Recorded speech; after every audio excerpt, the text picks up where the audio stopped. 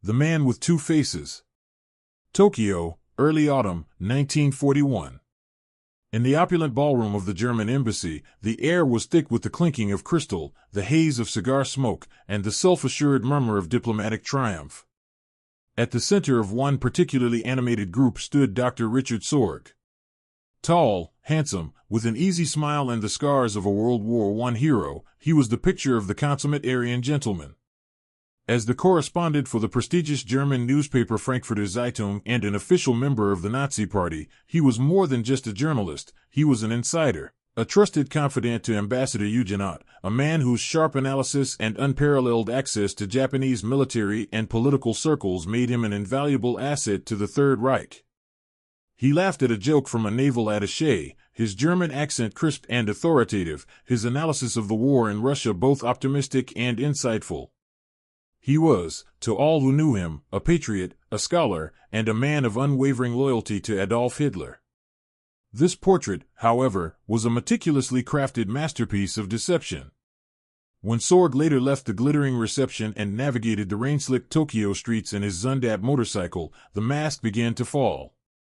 Alone in his modest home, the charming smile was replaced by a look of intense, weary concentration.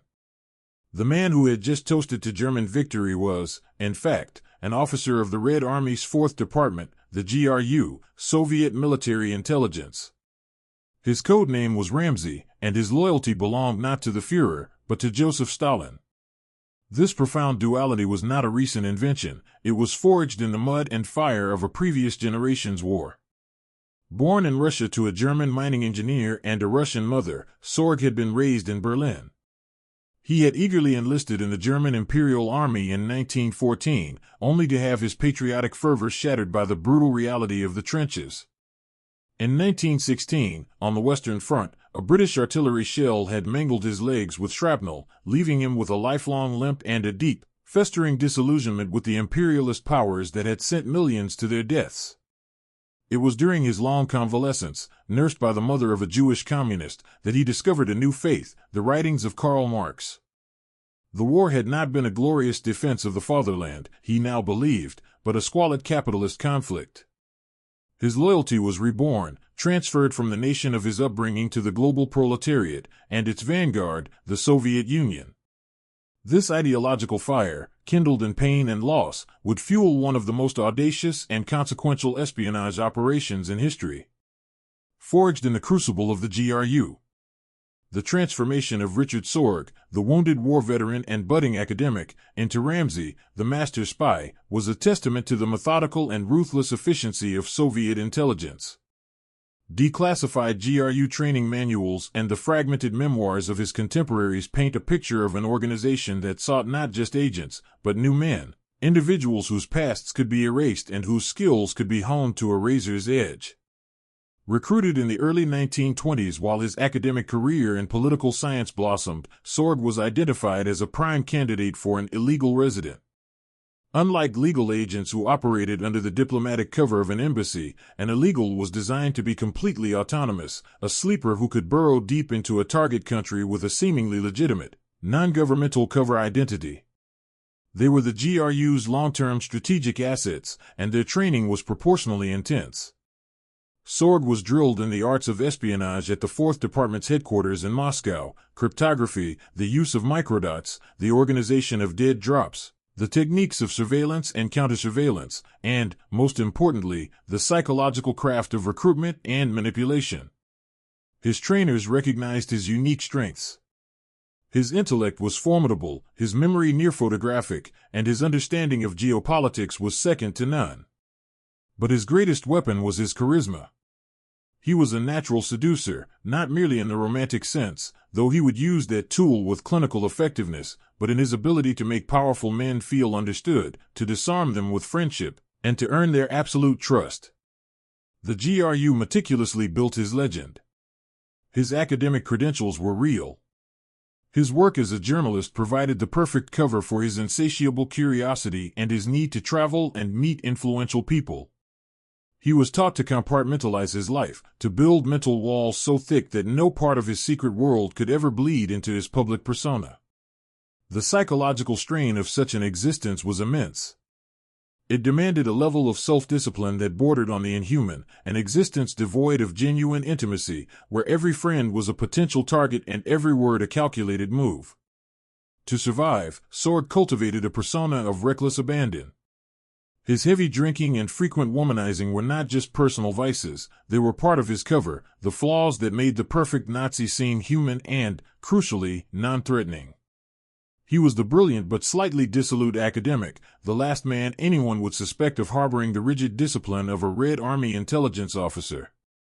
By the time the GRU was ready to deploy him, Richard Sorge, the communist intellectual, was gone, buried beneath the carefully constructed identity of a loyal German journalist. In his place stood Agent Ramsay. The Shanghai Proving Ground. Before Tokyo, there was Shanghai. In the early 1930s, the city was a chaotic, cosmopolitan vortex of colonial interests, organized crime, and political intrigue, the perfect training ground for an aspiring spymaster. Assigned there in 1930, Sorge's mission was twofold: to report on the escalating conflict between Chinese nationalists and communists, and to hone his operational tradecraft. It was in this city of sin and secrets that the Ramsay network began to take shape. Operating under his journalism cover, Sorge moved effortlessly through the city's expatriate German community, a world of military advisors, diplomats, and businessmen.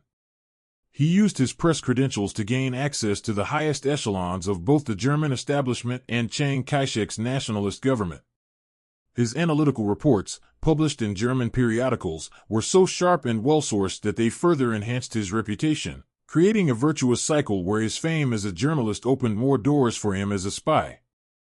It was here that he demonstrated his mastery of human intelligence. He began an affair with Agnes Smedley, a well-known American journalist and sympathizer with the Chinese Communist cause, using her extensive network of contacts to deepen his own.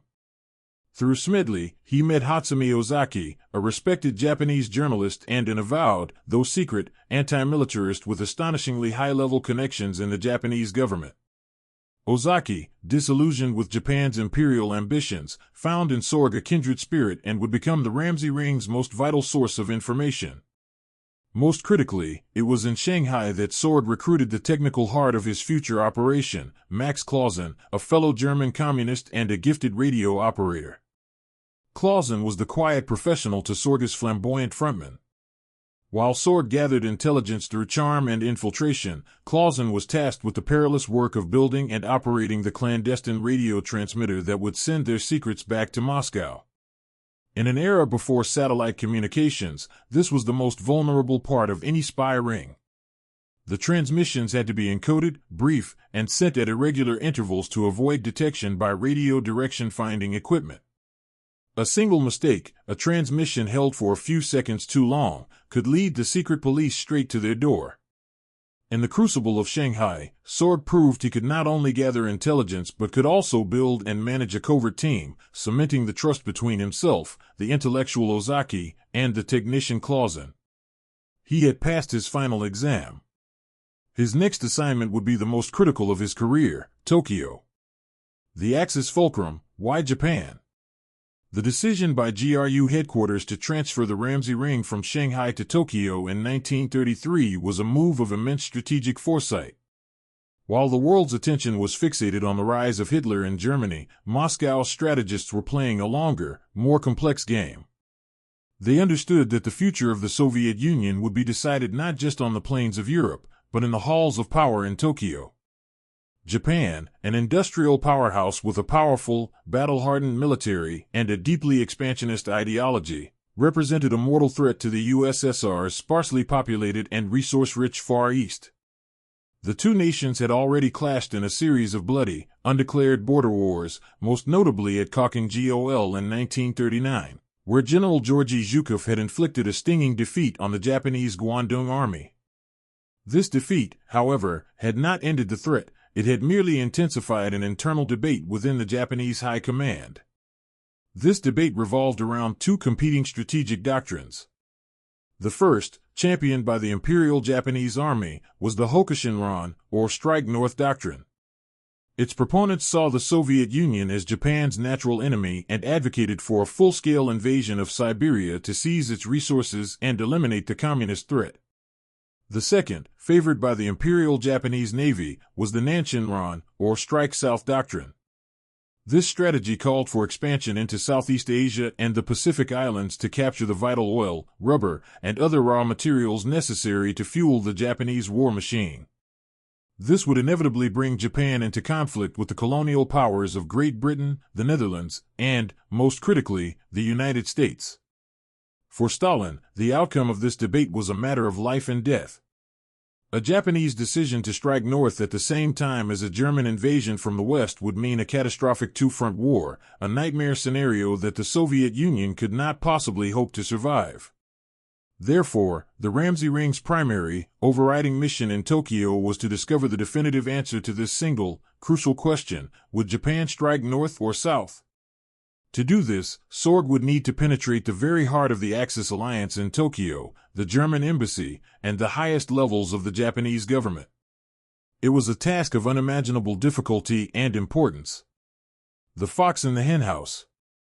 Upon arriving in Tokyo in September 1933, Richard Sorge began the most delicate and patient phase of his operation, the complete and total infiltration of the German embassy. He understood that he could not simply appear and expect to be welcomed into the inner sanctum. He needed to become an indispensable asset, a man whose presence was not just tolerated but actively sought. His chosen vector of influence was Colonel Eugen Ott, the newly appointed German military attaché. Sorge, leveraging their shared experience as decorated veterans of the Great War, initiated a calculated friendship. He presented himself as a fiercely intelligent academic whose journalistic work could provide Ott with unique insights into the opaque world of Japanese politics. They spent long evenings drinking together, discussing military strategy, and lamenting the humiliation of the Treaty of Versailles.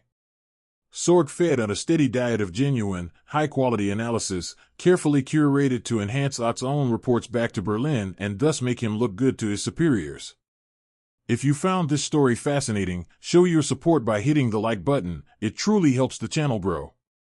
And to make sure you don't miss our next deep dive into the archives, subscribe and ring that notification bell. There are many more untold stories waiting to be discovered.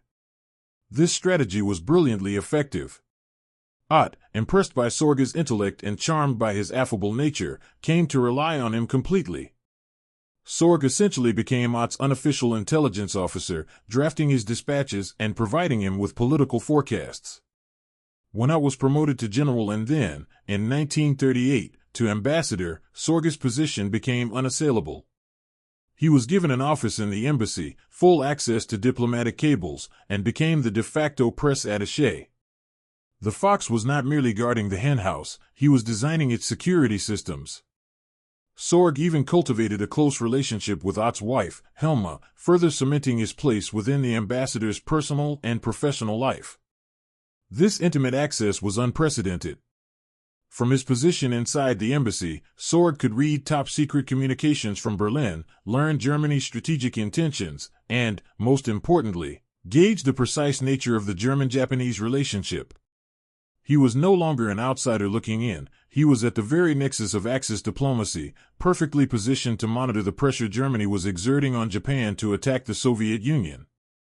The Ramsay network was now fully operational in the enemy's capital, with its leader sleeping in the heart of the embassy itself. The greatest deception of the Second World War was underway. The Asakusa network in motion.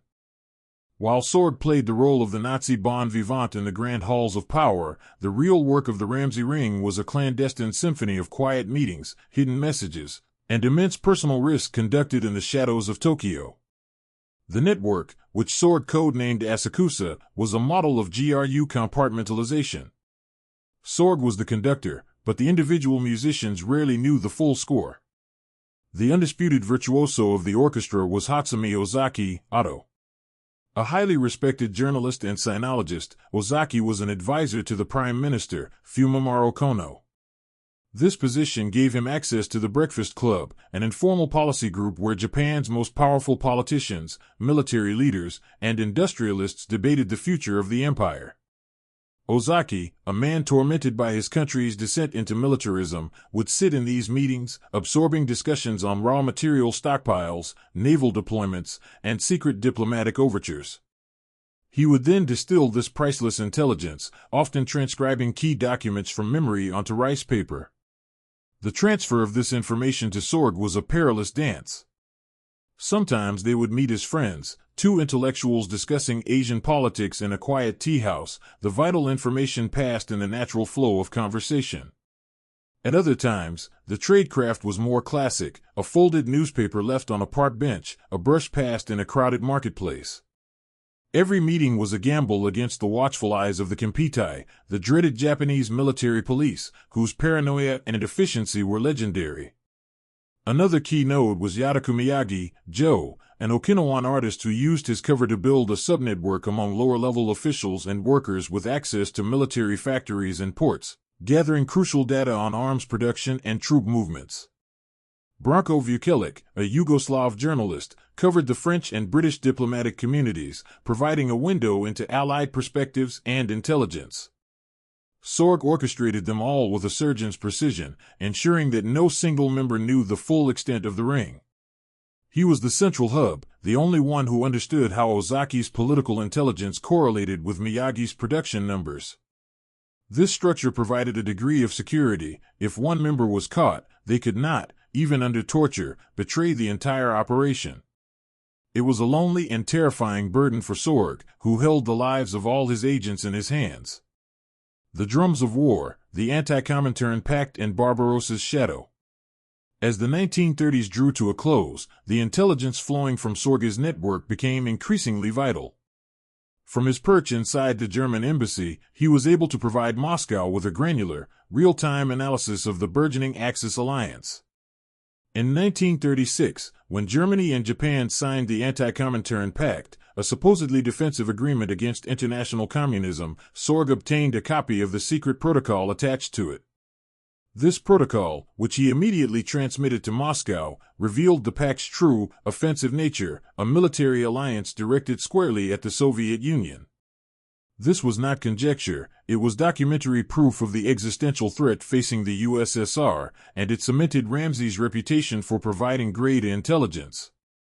His value soared even higher with the signing of the Tripartite Pact in September 1940, formally uniting Germany, Italy, and Japan. Ambassador Ott, thrilled at this diplomatic coup, shared every detail of the negotiations with his trusted friend, Dr. Sorge. Ramsay was therefore able to inform Moscow of the secret clauses and the precise military commitments each power was making to the others. But his most stunning, and tragically ignored, intelligence came in the spring of 1941. Through his conversations with German military attaches passing through Tokyo and his analysis of diplomatic traffic from Berlin, Sorge began to assemble a mosaic of a coming storm. On May 12, 1941, he dispatched a chillingly specific message to Moscow Center: the German attack on the USSR will be initiated in the latter half of June.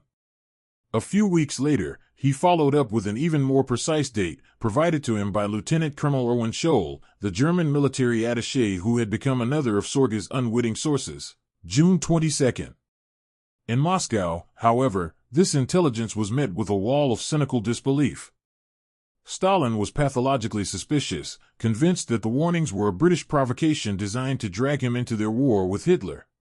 He scrawled across Sorge's report, "This is German disinformation." When, on the morning of June 22, 1941, over 3 million German soldiers surged across the Soviet border, Sorge was vindicated in the most catastrophic way imaginable. His credibility was now absolute, but it came at the cost of millions of Soviet lives.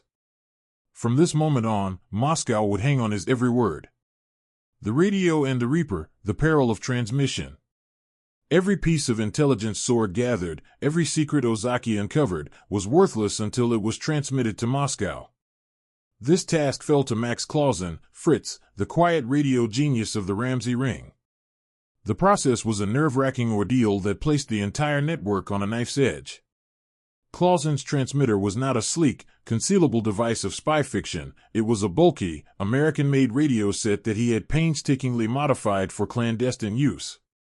He operated from a series of safe houses on the outskirts of Tokyo, constantly moving his equipment to avoid detection. The greatest threat was the IGO, a specialized unit of the Japanese secret police equipped with sophisticated radio direction finding (RDF) vans that relentlessly prowled the city, hunting for the faint electronic whispers of illegal transmitters. Their technology was formidable. If Clausen stayed on the air for more than a few minutes, the RDF teams could triangulate his position with terrifying accuracy. The transmission process itself was a symphony of precision and risk. First, Sorge would provide Clausen with the intelligence on microfilm or encoded message sheets. Clausen and his wife, Anna, would then decrypt the message into a series of 5-digit number groups using a complex, one-time pad system, a theoretically unbreakable cipher. Under the cover of darkness, Max would set up his aerial, tune the transmitter to a prearranged frequency, and begin tapping out the Morse code. His hands had to be swift and flawless. Every dot and dash was a potential death sentence. While he transmitted, Anna would stand watch, listening for the telltale hum of approaching vehicles, ready to give the signal to abort. The psychological strain was immense. They knew that with every broadcast, they were playing a high-stakes game of cat and mouse with the Kempeitai. The signals intelligence archives of the Japanese Ministry of Communications from this period show a growing awareness of an illegal station, which they codenamed the Phantom, but its brief, irregular, and frequency-hopping transmissions made it impossible to pin down. For years, Clausen operated on the edge of the abyss, the vital link in a chain that stretched from the heart of Tokyo to the Kremlin. His survival and the survival of the network depended on his skill, his courage, and his luck. Strike South, the decisive intelligence. The German invasion of the Soviet Union on June 22, 1941, transformed the Ramsay Rings mission from one of strategic warning to one of immediate, desperate importance. In Berlin, Foreign Minister Joachim von Ribbentrop was putting immense pressure on his Japanese allies to honor the spirit of the Tripartite Pact and attack the USSR from the east. Ambassador Ott, receiving these frantic cables, relayed the Führer's demands to the Japanese government and, in his frustration, confided every detail to Richard Sorge. Sorge was now in the extraordinary position of being a direct observer of Germany's efforts to persuade Japan to open a second front. He reported this mounting pressure to Moscow in real time, painting a grim picture of the Soviet Union's potential encirclement. The fate of Moscow now hinged entirely on the final decision of the Japanese High Command. This is where Hotsumi Ozaki's access became supremely critical. Throughout July and August 1941, Ozaki sat in on the secret deliberations of the Imperial Conference and the Breakfast Club, where the Army's Strike North faction clashed fiercely with the Navy's Strike South advocates. The Army argued that the moment was ripe to seize Siberia while the Red Army was reeling. The Navy, however, countered that Japan's industrial economy, critically dependent on oil and rubber, would grind to a halt under an American embargo, an embargo that was now a reality following Japan's occupation of French Indochina. The only solution, the Navy argued, was to seize the resource-rich Dutch East Indies and British Malaya. This meant war with the United States and Great Britain. Ozaki listened, memorized, and reported every twist and turn of the debate to Sorge. The breakthrough came in late August and early September. Ozaki learned that the decision had been made, the Navy had won. Japan would not move north. Instead, it was secretly committing its military resources to a massive southern offensive. As verifiable proof, Ozaki provided Sorge with concrete details. Military units were being quietly withdrawn from Manchuria on the Soviet border, and transport ships were being requisitioned not for a land war in the north, but for amphibious landings in the tropics. Sorge now had the answer Stalin so desperately needed. The telegram that saved Moscow. By early October 1941, the situation on the Eastern Front was apocalyptic.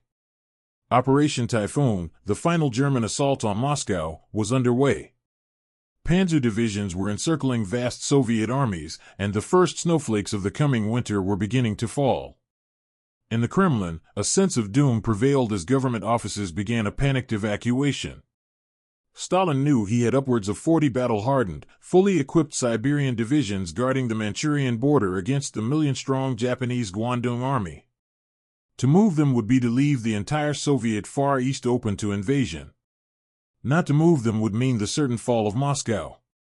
It was a monstrous strategic gamble, and everything depended on the reliability of Sorge's intelligence. On October 14, 1941, Max Clausen tapped out the most important transmission of his life. The message from Ramsay was unequivocal and direct, stripped of all ambiguity. Archival records from the GRU cite the core of the message: the Japanese government has decided not to launch an attack against the Soviet Union this year. The main focus of the Japanese military will be to the south. War with the United States and Great Britain is highly probable by the end of the year. This was the final, definitive piece of the puzzle. Corroborated by other, lesser sources, Sorge's message gave Stalin the strategic certainty he required. The order was given. In one of the most decisive logistical feats of the war, the Siberian divisions, elite troops, experienced in winter warfare and equipped with T-34 tanks that could operate in the brutal cold, were stripped from the Far East and rushed thousands of miles west. They began arriving on the outskirts of Moscow in November, a fresh, powerful reserve army appearing as if from nowhere. On December 5, 1941, as the exhausted and frozen German soldiers of Army Group Center stared at the spires of the Kremlin, General Zhukov unleashed these Siberian divisions in a massive counteroffensive. The Germans, unprepared for such a powerful blow, were stunned. Their advance was not just halted, it was broken. They were thrown back from the capital in a humiliating retreat, their myth of invincibility shattered in the Russian snow. While the Soviet soldiers and the brutal Russian winter won the Battle of Moscow, the first great turning point of the war on the Eastern Front, the silent victory belonged, in no small part, to Richard Sorge and his spies, whose courage and sacrifice half a world away had given the defenders the crucial edge they needed to survive. The Pearl Harbor Prophecy. As the Siberian divisions turned the tide at Moscow, Sorge's intelligence was vindicated on a global scale. His report on Japan's strike south decision was no longer a forecast, it was the unfolding reality. But the Ramsay Ring had one final, earth-shattering piece of intelligence to deliver. Through Ozaki's continued access to the inner cabinet and Sorge's own analysis of naval movements and diplomatic posturing, the network pinpointed not just the what but the when. As early as November 1941, Sorge began sending increasingly urgent messages to Moscow indicating that a Japanese attack on the United States was not just probable but imminent. He identified the likely time frame as the first week of December. His final, crucial transmission on this subject, sent in late November, contained the chillingly accurate assessment that hostilities would commence with a surprise attack on the U.S. Pacific Fleet at its main base, Pearl Harbor. This intelligence was the ultimate validation of his entire operation. He had foretold the two pivotal events that would define the global conflict in 1941, the German halt at Moscow and America's entry into the war. The historical record, however, shows the tragic complexities of wartime intelligence. While Stalin received the information, his primary concern was his own front. The Soviet Union and the United States, while sharing a common enemy in Germany, were not yet formal allies and had a deeply dysfunctional intelligence-sharing relationship marred by decades of mutual distrust. Whether Stalin chose to pass a warning to Washington, and in what form, remains a subject of intense historical debate. Declassified documents suggest that some vague intelligence may have been shared through back channels, but it was likely lost in the noise of countless other contradictory reports. For Sorge, this was the apex of his career. He had delivered a perfect score. Yet, this very success created a new and unforeseen danger. With the strike south decision made and executed, the primary strategic question his network was created to answer had been resolved. The Ramsay Ring's main purpose was fulfilled. In the cold calculus of the GRU, this meant their operational value was decreasing, even as their risk of discovery, after years of activity, was higher than ever. They were ghosts who had lingered too long after their haunting was done. The seeds of destruction, a careless thread. The downfall of the Ramsay Ring did not begin with a dramatic chase or a betrayed secret. It began, as so many counter-espionage successes do, with a single, carelessly pulled thread in an entirely different part of the social fabric. The Taco, the special hire police tasked with hunting political dissidents, were a separate entity from the Kempeitai, but their jurisdictions often overlapped. In the autumn of 1941, the Tako were conducting a routine crackdown on suspected members of the Japanese Communist Party, an organization long suppressed by the militarist government. On September 28, they arrested a woman named Tomo Kitabayashi, a minor communist activist. Under interrogation, she confessed her party activities and, in an attempt to save herself, named her associates. One of those names was Ito Ritsu, a more significant party member. The Tako's interrogation methods, a blend of psychological pressure and brutal physical coercion, were ruthlessly effective. Ito Ritsu, after days of questioning, broke down and gave them another name, Yadaku Miyagi. Suddenly, the investigation took on a new dimension. Miyagi, the Okinawan artist known to the Ramsay ring as Joe, was not just a communist sympathizer. He was a man with demonstrable connections to foreign nationals and access to sensitive information regarding military production. The Tako realized they had stumbled onto something far more significant than a local communist cell. The case file, according to post-war analysis of Japanese police records, was immediately elevated. The name Miyagi was a bridge, connecting the world of domestic political dissent to the far more dangerous world of international espionage. The hunters had been searching for mice in a barn and had just found the tracks of a wolf. Sorge and the core of his network remained blissfully unaware of this development. Their security protocols were excellent, but they were designed to protect them from direct surveillance and infiltration, not from a chain reaction starting 2 or 3 links away from their own circle.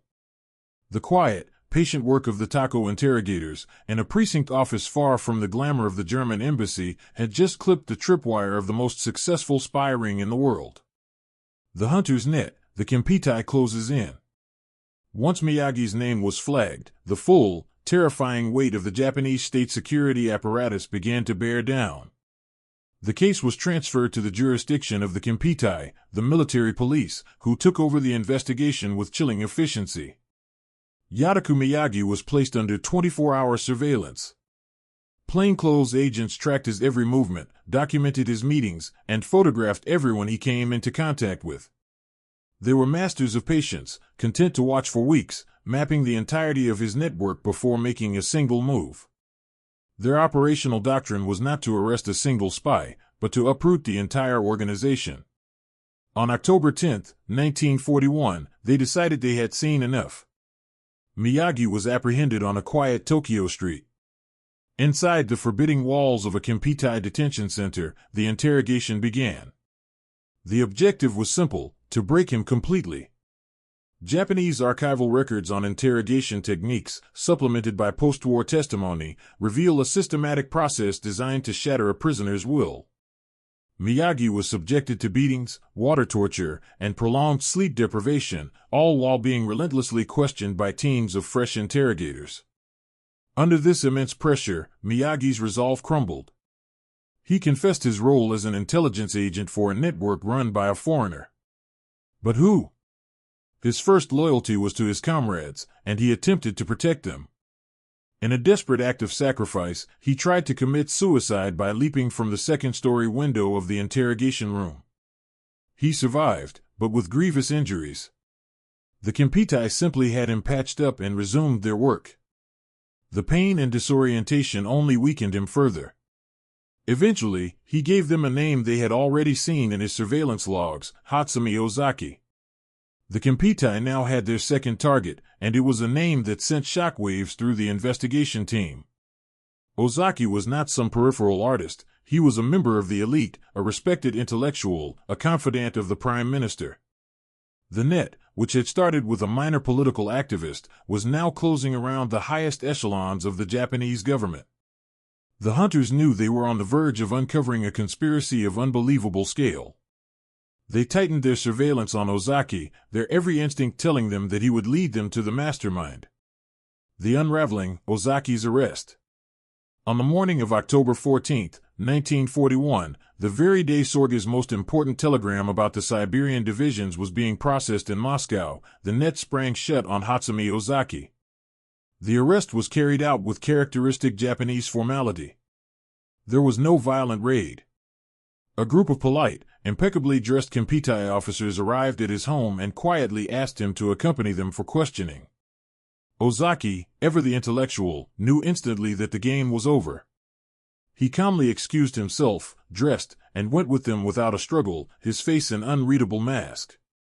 The news of his arrest spread like wildfire through Tokyo's political and journalistic circles, but it was officially framed as an investigation related to his past communist associations. It was a cover story designed to prevent panic and, more importantly, to keep the true target of the investigation from being alerted. That target was Richard Sorge. The moment Sorge learned of Ozaki's arrest, likely through a discreet contact or simply by observing the sudden, chilling silence from his most important agent, he knew his own time was limited. Archival analysis of GRU protocols for such a scenario shows that Sorge had an escape plan. There were contingency routes and emergency contacts designed for just this eventuality. Yet, he made no move to flee. Why? This question has long puzzled historians. Some argue it was a form of fatalistic arrogance. He believed his position as a high-ranking Nazi insider and friend to the German ambassador made him untouchable.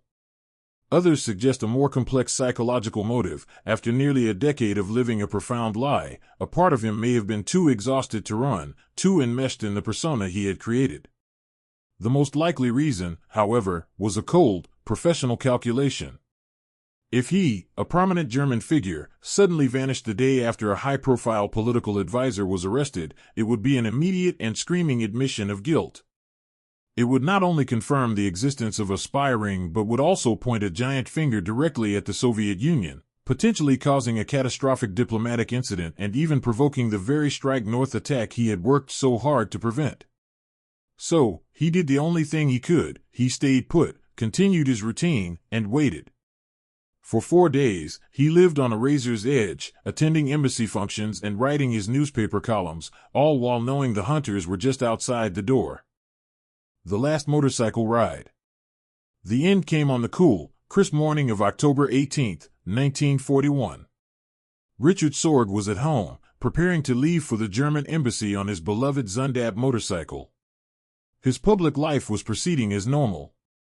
He had engagements to keep, dispatches to write, and diplomatic gossip to trade.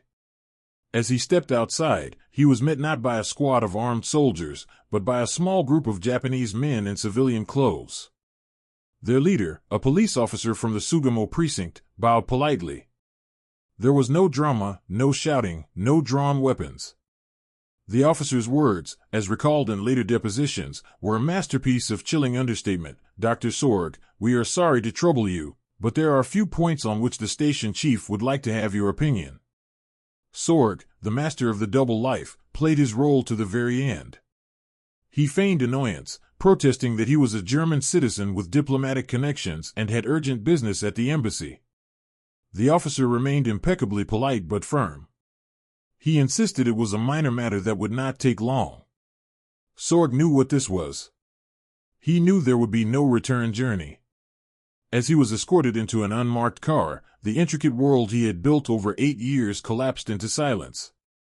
The charming German journalist, the trusted advisor to the ambassador, the life of every diplomatic party, was gone.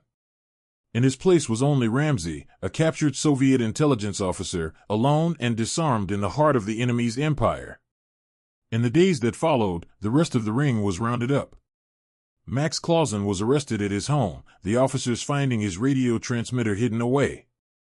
Branko Vukelec and their other Japanese associates were taken into custody in a swift, silent sweep. The Kempeitai had been flawless. They had not just captured the spy, they had captured the entire network, intact, along with its equipment and codebooks. The Ramsay Ring, which had altered the course of the Second World War from the shadows of Tokyo, had ceased to exist. All that remained was the reckoning. The fortress of silence, interrogation. For Richard Sorge, capture meant exchanging the psychological prison of his double life for the literal one of a Kempeitai detention center. What followed was not a brief period of questioning, but a grueling, 3-year-long ordeal designed to extract every last secret from his formidable mind. The Japanese authorities were in a state of shock and profound embarrassment. They had uncovered a spy ring that reached into the office of their own prime minister and was masterminded by a man they had fated as a friend of the empire. Their primary goal was to understand the full scope of the penetration.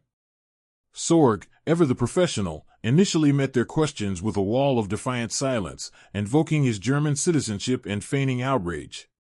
He knew the GRU playbook: deny everything, admit nothing, force the enemy to reveal what they actually know. But the Kempeitai interrogators were not interested in a quick confession. They were methodical, patient, and had a crucial piece of leverage: the confessions of his captured comrades. In a series of carefully staged confrontations, they brought in Hotsumi Ozaki, Yadaku Miyagi, and others, who had already detailed the ring's activities. Faced with this undeniable evidence from the men he had led, Sorge's strategy shifted. The interrogators were also surprised by his demeanor. They had expected a common criminal or a fanatic. Instead, they found a cool, brilliant intellectual who began to treat the interrogations as a final, extended debriefing. Post-war translations of the thousands of pages of his interrogation transcripts reveal a man in full control of his faculties. He corrected his questioners on points of European politics, lectured them on Marxist theory, and detailed the geopolitical analysis that had underpinned his intelligence reports. He confessed to being a communist and a Soviet agent, but he did so on his own terms. He seemed driven by a desire to ensure that his life's work, his intellectual and strategic accomplishments, was understood and recorded. He never broke down, never begged, and never expressed regret, except for the fate of his agents.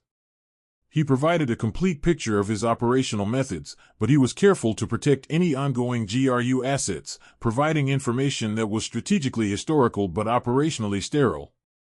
He was, in essence, writing his own epitaph, a final report delivered not to Moscow, but to his captors. The diplomatic dance of disavowal. The arrest of a prominent Nazi party member and confidant of the German ambassador on charges of spying for the Soviet Union created a diplomatic crisis of the highest order. For the German embassy in Tokyo, it was a catastrophe. Ambassador Eugenot, the man who had given Sorge an office and his complete trust, was utterly humiliated.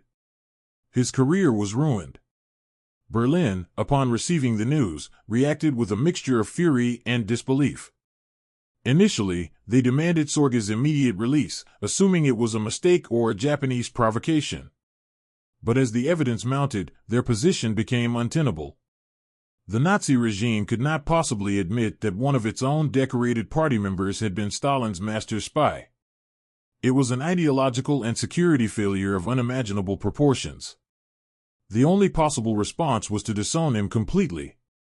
The German government officially declared Sorge a charlatan, an impostor who had duped the party, and they severed all ties, leaving him to his fate. The Soviet Union's reaction was even colder and more cynical. When the Japanese government, through diplomatic back channels, offered to trade Richard Sorge for a captured Japanese agent, Moscow's response was a deafening silence.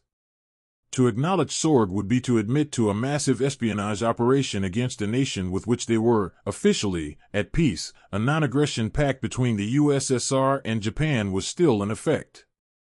Stalin, who had been saved by Sorge's intelligence, could not and would not risk provoking a strike north attack by admitting the spy's existence. He was a non-person. The GRU, in its typically brutal fashion, cut its losses.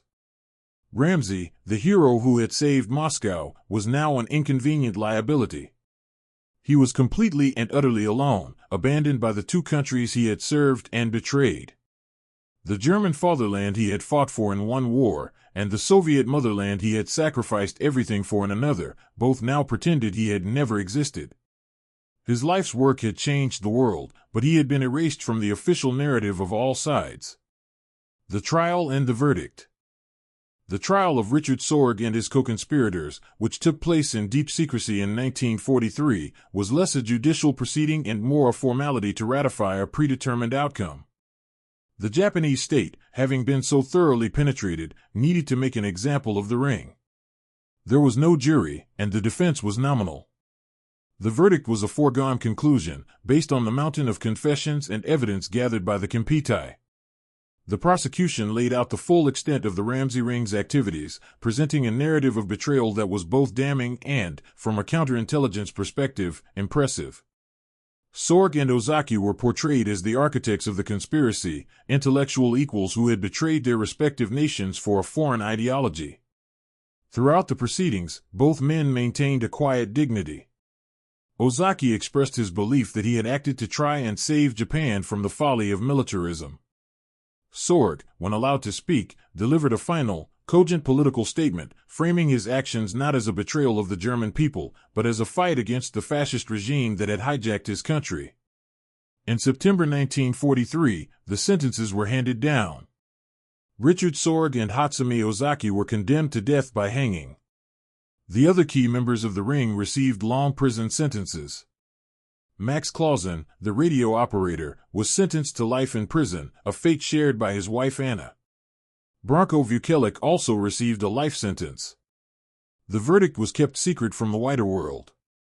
The war raged on, and the fate of a handful of spies in a Tokyo prison was of little consequence to the grand sweep of events. For over a year, Sorge and Ozaki languished on death row in Sugamo prison. They were allowed to read and write, and Sorge spent his final days reading classical German literature and corresponding with his guards, some of whom came to respect the brilliant, enigmatic foreigner they were holding. He never wavered in his convictions. His final letters reveal a man at peace with his choices, secure in the knowledge that his actions had served a cause he believed to be greater than himself. The gallows at Sugamo. On November 7, 1944, Richard Sorge's final day arrived. The date was deliberately chosen by his captors for its cruel symbolism. It was the 27th anniversary of the Bolshevik Revolution in Russia, the very event that had inspired Sorge's life of clandestine service. In the cold, gray dawn of Sugamo prison, he was led from his cell to the execution chamber. He was calm and composed. His last words, spoken in Japanese to his guards, were a final, poignant acknowledgement of the multiple identities he had inhabited: Sekugun, Kakusai Kaisanto, Sashite, Soren Kaisanto, the Red Army, the Comintern, and the Soviet Communist Party. It was a final salute to the cause for which he had lived and was about to die. Moments later, Hotsumi Ozaki met the same fate.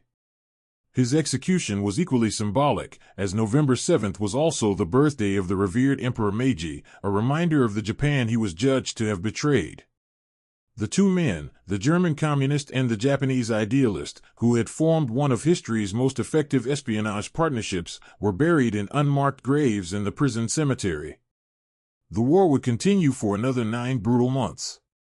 When it finally ended, Tokyo lay in ruins, the Japanese Empire was dismantled, and the world had been irrevocably changed. For nearly 2 decades, Richard Sorge's story remained a footnote, a half-forgotten rumor in the annals of espionage. Moscow continued to officially deny his existence. His name was not mentioned, his deeds not celebrated. He was a ghost, sacrificed and forgotten by the regime he had done so much to save. The silence was absolute. The echo of Ramsay, a legacy unearthed. The resurrection of Richard Sorge began not in Moscow, but in the West. In the 1950s, as Allied investigators sifted through captured Japanese and German archives, the astonishing story of the Ramsay Ring began to emerge. Memoirs from former German diplomats and intelligence officers confirmed the incredible tale. Books and articles appeared in Europe and America, hailing Sorge as a master spy. It was this growing international fame that finally forced the Soviet Union's hand. In 1964, 20 years after his execution, the political climate had changed. Nikita Khrushchev, seeking to distance himself from Stalin's paranoia and highlight Soviet successes, decided it was time to claim his country's forgotten hero. On November 5, 1964, the Kremlin did an abrupt about-face. Richard Sorge was posthumously awarded the title Hero of the Soviet Union, the nation's highest honor. Pravda ran a front-page story lauding his achievements. Streets were named after him, postage stamps were issued bearing his likeness, and a Soviet film celebrated his exploits. The non-person had become a national icon. Today, Richard Sorge's legacy remains complex and multifaceted. To espionage professionals, he is a case study in the art of deep cover operations and the cultivation of human intelligence. His ability to build and run a network for nearly a decade in a tightly controlled police state, without a single security breach until the very end, is legendary. To historians, he is the pivotal figure whose intelligence directly influenced the outcome of the Battle of Moscow, arguably the most crucial turning point of the Second World War. His story is a powerful testament to the immense impact that a single, well-placed intelligence operation can have on the course of global events. But at its core, the tale of Ramsay is a human one, a story of profound ideological conviction, of a man who lived a life of ultimate deception in service to a truth he held inviolable. It is a chilling reminder of the lonely, brutal, and often thankless world of espionage, where the greatest victories are won in secret and the ultimate price is often paid in silence, far from the battlefields whose fates are being decided. The archives on Richard Sorge are now closed, but his echo reverberates through the history he helped to shape.